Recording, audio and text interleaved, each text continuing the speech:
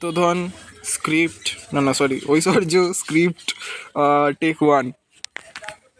দেখ যেটা হবে, ধর কথাবার্তা বলছে, বলতে বলতে হঠাৎ করে বললো যে চিঠিটায় কি কি লেখা আছে। চিঠির মোটামুটি একটা ডিসক্রিপশন থাকবে, দুটো চিঠি থাকবে, দুটোই পুরোনো থাকবে। হ্যাঁ, পুরোনো কাগজের মধ্যে লেখা থাকবে। একটাই থাকবে যে তো মানে ধর ওর পুরোনো যে পূর্বপুরুষ আছে তাকে মানে অন্তর করে লেখা আছে কথাটা যে আমার জীবনের সবচেয়ে বড় জিনিস আমি আজ এখানে তোমাদের কাছে দিয়ে গেলাম। সম্পদ যেটা হয়, সম্পদটা ভাষাটা চেঞ্জ করছি না, ভাষাটা নর্মালি থাকবে হতো। বলছি এটা বলে আমার মানে তখনকার সাধু ভাষায় ট্রান্সলেট করতে হবে পুরোটাও অ্যাকচুয়ালি, যে আমার যে মানে পারিবারিক সম্পদ আমি এটা রেখে গেলাম। ভবিষ্যতে যদি কখনো আমাদের সম্পদের মানে অভাব হয় বা এই জিনিসটা হয়, কিছু হয়, তাহলে কারণ আমাদের সংসারের যা অবস্থা, হ্যাঁ, জুয়ার নেশায় আমি আসক্ত। হ্যাঁ, আমি জুয়ার নেশায় আসক্ত হয়ে গেছিলাম। হ্যাঁ, আমি এখন শয্যাশায়ী, কিন্তু আমাদের বংশের যে সর্বশ্রেষ্ঠ জিনিস যেটা আমাদের বংশকে আলোকিত করেছিল, আমি সেটাকে আজ রেখে গেলাম। হ্যাঁ, যদি কারোর বুদ্ধি থাকে, হ্যাঁ সামথিং কিছু যে বুদ্ধি থাকে বা কিছু থাকে, তোমরা এটা বার করো, করে নাও।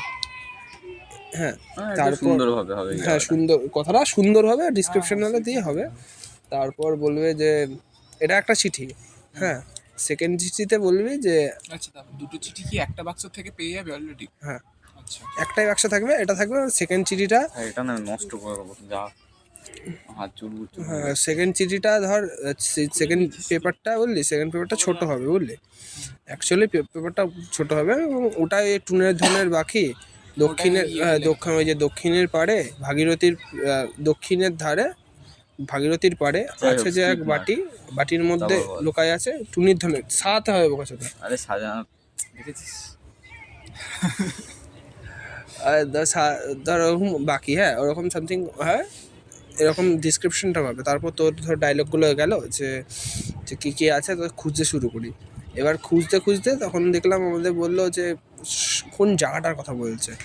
হ্যাঁ, তারপর আস্তে আস্তে জায়গাটা যখন বলবে যে বাংলাদেশ, কোন বাংলাদেশ, তাহলে মানে বাইরে যেতে হবে, প্ল্যানিং করছি, তখন একটা সিকোয়েন্স আসবে যেখানে বুঝতে পারবো যে এই যে বাটিটা আছে, বাটির যে শালটা আছে, এটা আমাদের কৃষ্ণচন্দ্রের আমল থেকেও কম ছোটোতে। হ্যাঁ, মানে আমাদের বর্ধমান রাজাকার সময় এরকম একটা শাল বোঝে, সেটা বুঝতে পেরেছি, কিন্তু ওরা এতটা বুঝবে কি করে? বুঝবে শাল গণনা করে। সেটা কোত্থেকে পাবে? ওখানে তার ওই চিঠিতে তো সালটা লেখা থাকবে। আচ্ছা আচ্ছা, মানে ধর যিনি তারিখ বলছে, সালটা আমি দেখে পাঠাস কত আছে।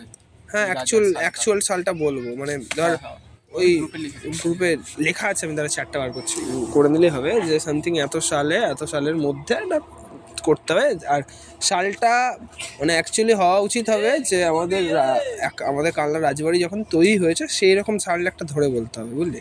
মানে আমাদের কালনা রাজবাড়ি ধর অমুক সময় থেকে অমুক হয়েছে, তার আগে বা পরে এরকম সামথিং কিছু একটা তৈরি করতে হবে।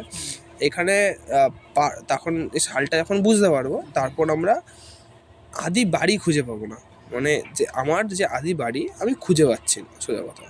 কীভাবে আদি বাড়ি খুঁজবো বুঝতে পারছি না। এবার তখন আমরা বুঝবো যে সামথিং ধর আমরা কী করবো, যে অ্যাকচুয়ালি আমরা কালনারবাসী দেখাবো না, এখানে আসছি, এসে খুঁজতে শুরু করবো। এটা আমাদের মামা বাড়ি, এখানে আমরা খুঁজতে শুরু করবো বুঝলি। বাড়িতে এসছি, এসে খুঁজছি, মানে এক বাড়িতেই আছি সামথিং এরকম দেখাবো। গিয়ে আমরা স্কুটি নিয়ে বেরোচ্ছি এবং খুঁজতে শুরু করলাম। এবার ধর চারিদিকে নানা রকম করছি, তারকম রিসার্চ করছি, ধর আমাদের 100টা শিব মন্দিরের সম্পর্কে যা রিসার্চ, কালনার আদি নাম ছিল অম্বুয়া, একটা যাবতীয় একটা ডিসক্রিপশন দিলাম। দেওয়ার পর একটা সামথিং টাইম যে আমরা বুঝতে পারবো যে এটা বর্ধমান রাজার কথাই বলা হচ্ছে। তখন গিয়ে তখন আমরা প্রথমে ভাববো গুপ্তিপাড়ার ওই যে বাড়িটা, ওইটা, হ্যাঁ রাজবাড়িটা, ওইদিকে যাবো। কিন্তু ওখানে রাজবাড়ি মানে ওই সেই মন্দির টাইপের জায়গাটা যেটা গেছি, হ্যাঁ কৃষ্ণচন্দ্র রাজবাড়ি, আর যে পাশে আর একটা ভাঙাচোরা বাড়ি ছিল ওটা। আচ্ছা, ওখানে গিয়ে ঢোকার ট্রাই করবো, কিন্তু ঢুকতে পারবো না বুঝলি। কিন্তু তারপর চিঠিটাই তুই বললি না, চিঠিটায় কিছু একটা ভুল হচ্ছে বুঝলি। একটা বাড়ির কথা বলা হচ্ছে, কিন্তু বাড়ির পাশে গঙ্গা থাকা দরকার। কিন্তু যেইখানটা আমরা দেখছি এই জায়গাটা না, গঙ্গাটা ঠিক পাশে পড়ছে না, পার্শ্ববর্তী না। তারপর ধর এরকম খুব সিম্পল স্টোরি চলছে, তখন এরকম করে তোরা হতাশ হয়ে গেছি। তখন মাকে ফোন করলে বা ঠাকুমাকে সামথিং এরকম কোনো ক্যারেক্টারকে ফোন করে জানালো যে এরকম আমাদের আদি বাড়ি কোথায় ছিল। বলে এরকম অমুক একটা পাড়ায় আমাদের শুনেছি বাবার কাছে যে এরকম একটা বাড়ি ছিল, আমাদেরই বংশধর, কিন্তু আমাদের যেহেতু আলাদা হয়ে যায় তার জন্য, তাই আমরা বংশের ইতিহাস আমরা খুঁজে পাইনি। তখন যখন বলবো কোথায় বাড়ি, আমরা রিসার্চ করে বাড়িটার কাছে পৌঁছাবো, কিন্তু বাড়ির কাছে গিয়ে দেখবো তালা বন্ধ।